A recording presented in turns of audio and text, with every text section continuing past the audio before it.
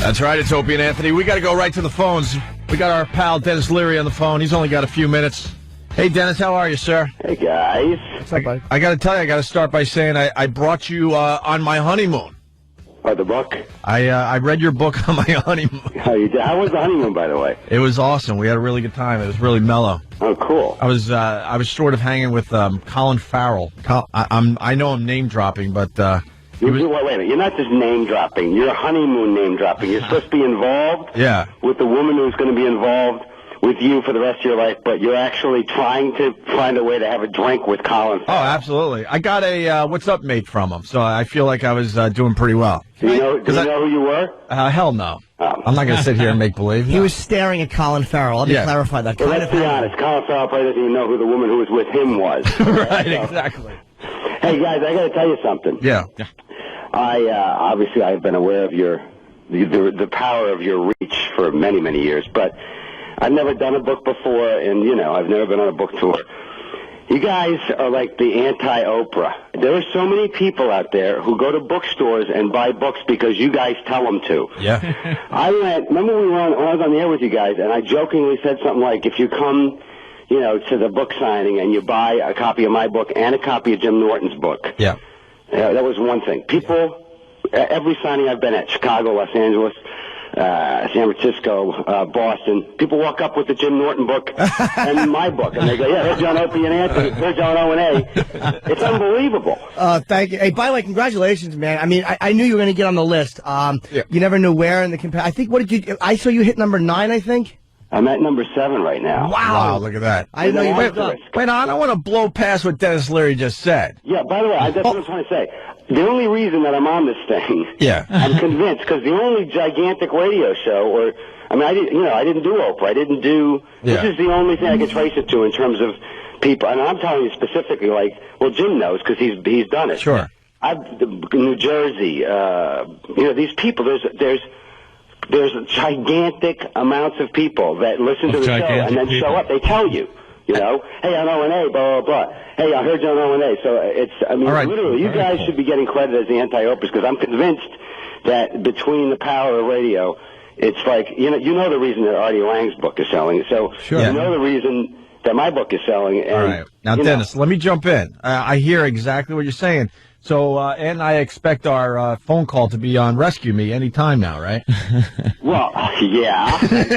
Yeah. I think you guys also have to just, maybe you've already done it. You have to embrace this thing like Oprah does. I think you guys got to start picking, she picks her book of the month. You guys got to pick your book of the month, your book of the week, whatever it is, and you got to tie in. I think you got to get percentages. Do we have to go with current books, or should we go with old school? What do we do? I think you guys do whatever you want. Do we go chick books? Yeah, well, see, here's the thing. She does chick lit mostly and feel good stuff, Oprah, right? Mm-hmm. So maybe you guys should be going in the opposite direction. Which, by the way, with my book and Jim, you're already there anyway. Yeah, absolutely. Yeah. Can I tell you too that you're right, and they've always said that late night TV doesn't sell books as well for whatever reason. Maybe because morning radio people are out and about with their day afterwards, but they said that radio really pushes books a lot more than television does for whatever reason. Yeah. Well, I don't know what the reasoning is. It's just you can get it direct. I would argue against that late night thing too, because I did Letterman and I got a lot of Letterman people. But there's no question that radio people, maybe it's because when you're driving or you're doing your stuff in the morning, you're more lucid and you don't have 6 beers in you. You know what I mean? Yeah, I don't so you know. actually remember the thing that Opie and Anthony and Jim Norton and the guys told you might want to buy. You know what I mean? Yeah, I like the book. It's Why We Suck, a feel-good guide to staying fat, loud, lazy, and stupid. You give America in general a nice beating. What I liked about it was that you're a traditional guy. I like that you're a family guy, and you take you take your friends and your family very seriously, and you had a lot of nice jokes and stories in there about that stuff. Yeah, look I'm no genius. You know what I mean? I'm pretty much limited to what I know, which is sports. And, the book says it, Yeah. It's sports and all the other stupid crap that's happened to me, which is what I wrote about. But, my mother's in the book, and it's all common sense about, whether it's sports or the Catholic Church or, bringing up kids. I keep getting this, too, when I'm at these book signings. Like, you think you know what your demographic is, but I'm getting, like, moms who are coming in, to get their book signed. And, I'm getting grandmothers. I got this woman in Chicago who was, like, 90 years old, but she looked like she was about 70. Yeah. And she was like, I laughed my ass off at your book. I wish more people in my family would listen to me. I feel the same way you do. So I think it's just very common sense stuff. Well, I'm sorry, Dennis. You got signings too, man. Which is, I know your signings are probably mobbed. And you got one tonight here. It's in Jersey, 7:30 Barnes and Noble on at 395 and Route 3 East in Clifton. And I know that you've probably been getting a great turnout for your signings. Yeah, I'm doing. I think you do the same thing because the book people seem shocked when you tell them this. But if you buy the book, I'm going to personalize it for you, and we're going to take a picture because I keep hearing at these bookstores that some authors come in and they sit like 20 yards away from the crowd, and they hand the guy the book and he signs it, but you never get to meet the guy, and he doesn't personalize it, and there's no pictures. He doesn't look up. If you're spending 25 books for what is shaped like a book, in my case, because it's funny. I'm not a great writer, but I'll tell you, the book is funny. You're going to come over, we're going to take a picture, I'll personal, and I'm getting. It's great, too. I think maybe, Jim, you probably get that. I get my people that get your book and telling me to sign your face on the cover of your book. Would you have my permission to do on my book, too, by the way? I would be happy. If I did any more signings, I will certainly sign your face. If people walk up and give me your book, I'll be glad to sign your face and write something derogatory about both of us. Now, that's what I get. I don't get I get people requesting, like, literally, people walk up and they go, sign that one, go to hell, you a-hole. That's for my dad. And then this one is Merry Christmas, die. That's for my mom. It's all like that. It's hilarious, Well, we need to do something different because last time it was, bring Jimmy's book. I want to see how many fans go to these latest book signings. So what can we come up with now? Bring Jimmy's book. No, bring Jimmy's book, of course, but maybe a little twist. What can we do? What can we do? Something that makes Dennis very uncomfortable. We're not about to prove the power of the O&A book club, which has just been created, at least in theory. So we could just have fans ask if you're gay over and over again. We could do that. We could have them ask if Jimmy's gay. How about this? You buy Dennis's book. Yeah. If you have a copy of mine, you present it to Dennis to sign. But on the cover of mine, you've drawn some sort of male genitals on my face. All right. This is the one. Which, by the way, proves we're both gay. Right. We killed two birds with one stone. If you come to the book signing in New Jersey tonight, you buy Jim Norton's book and my book, I'll sign my book and I'll draw a piece of male genitalia on Jim's book cover.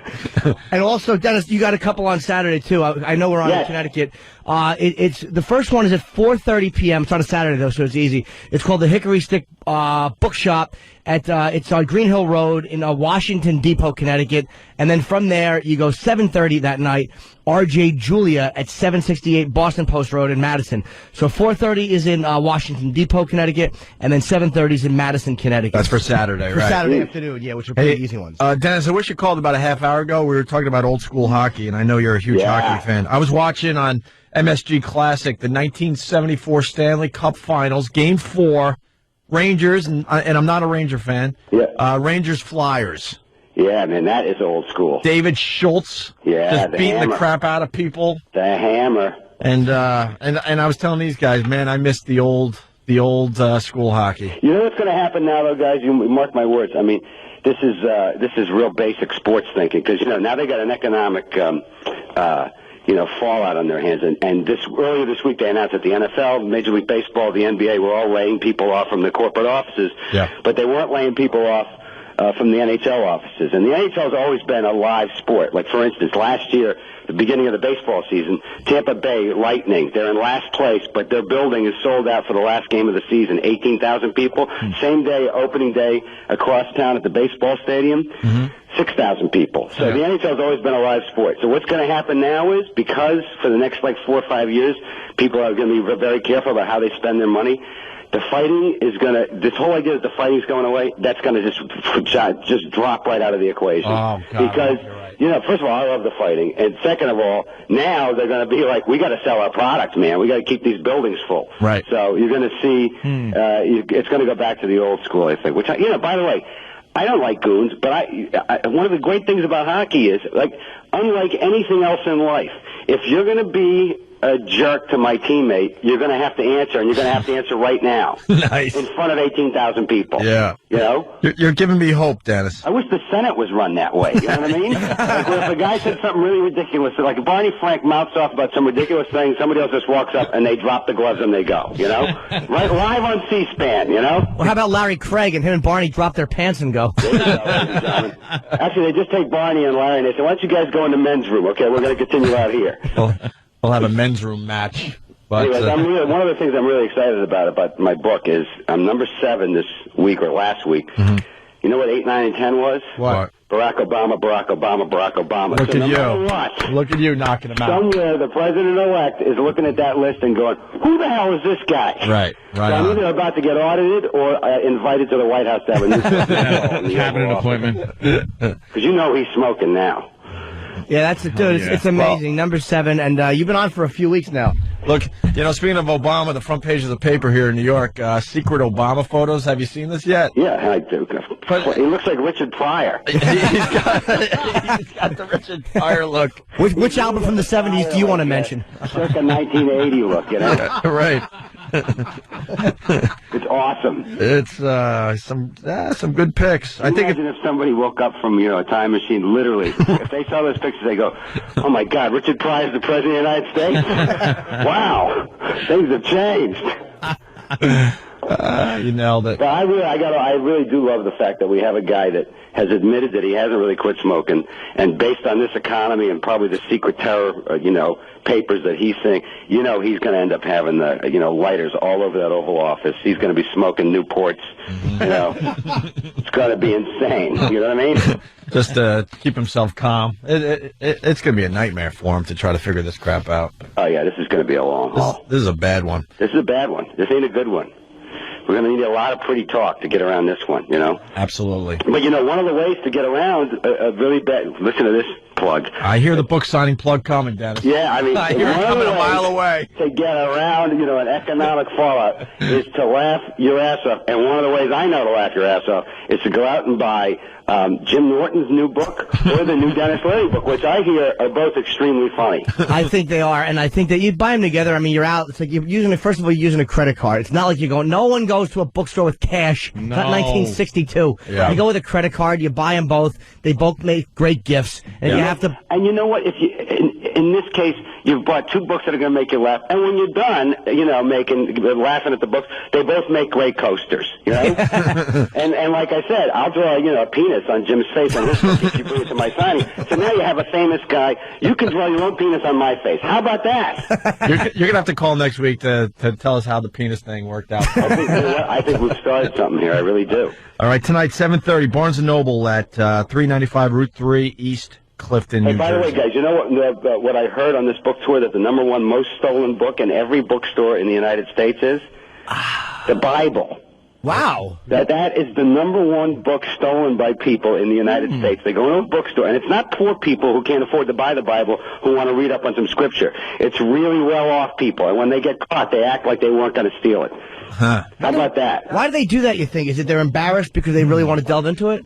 I think it's some people do that. I think the other people are like, I'm not paying for God, God's my friend, Oh, wow. By the way, Terrell Owens has been caught stealing 57 of them. Anyways, guys, thanks. All right, Dennis. One more question. Is there a book sign? Is there a website that has your signings on it? Yeah, I think my website does, DennisLeary.com. Okay. And now you guys on the air next week? Yeah. Yes. All right, you know what I'll do? I'll call in and tell you how many people came down at these 3 signings and said, will you draw a penis on Jim Norton's face? Nice. Yes, if you go to Dennis's signing and you happen to have my book with you, he will draw genitals on your face. So, dude, good luck tonight and the Saturday ones in Connecticut. Jim, you have my permission for your next book signing to do the same thing with my book. Yeah, I will be very happy to. And for the people that can't afford both books, you could present your genitalia any way you like, because Dennis would secretly enjoy that. Dennis Leary, everyone. Thanks, Dennis. Thanks, buddy. All right.